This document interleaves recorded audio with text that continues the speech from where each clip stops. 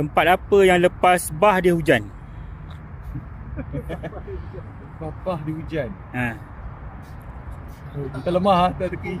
Teki? Tak tahu. Haji? Tempat apa lepas bah dia hujan je? Tak tahu. Rainfall. Tak tahu. Nak tanya Haji ni lah.